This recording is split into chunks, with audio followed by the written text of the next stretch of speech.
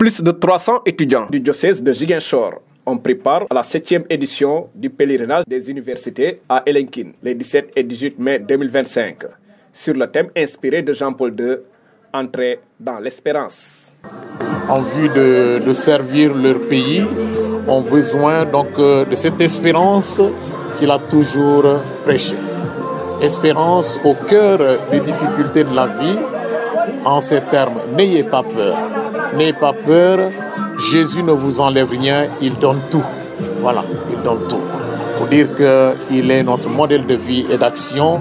Notre vie de baptisé n'aura de saveur que quand elle est greffée à la sienne. Par l'écoute de sa parole, la réception de la communion, mais aussi le témoignage de notre vie. La marraine de ce pèlerinage, après avoir échangé avec les étudiants lors de la conférence, les a exhortés à faire preuve de patience pour réussir.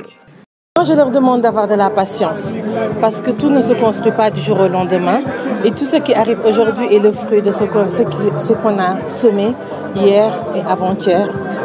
Et donc, je leur demande vraiment beaucoup de patience et de foi. C'est vraiment ça mon message, ça a été ça mon message hier.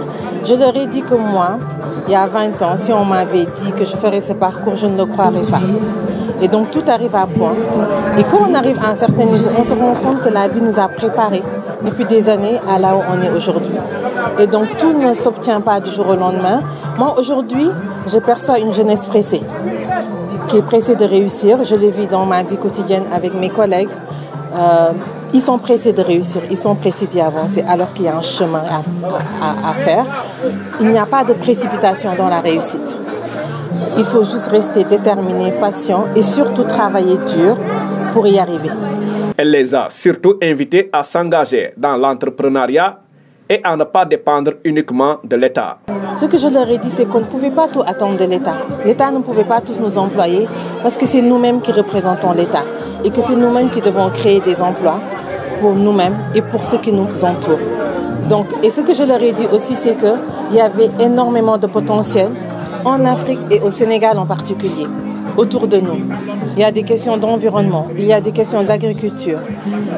Et tout ça, ce sont des défis qui sont là pour nos pays. Et ces défis sont autant d'opportunités et de potentiel pour les jeunes aujourd'hui. Ils doivent juste ouvrir les yeux et ne rien attendre. Et surtout, d'avoir la mentalité de dire c'est moi qui apporte, je ne demande pas. Cette 7e édition, marquée par une forte mobilisation et une date symbolique, l'anniversaire de Saint Jean-Paul II, a profondément touché les étudiants et renforcé leur espérance.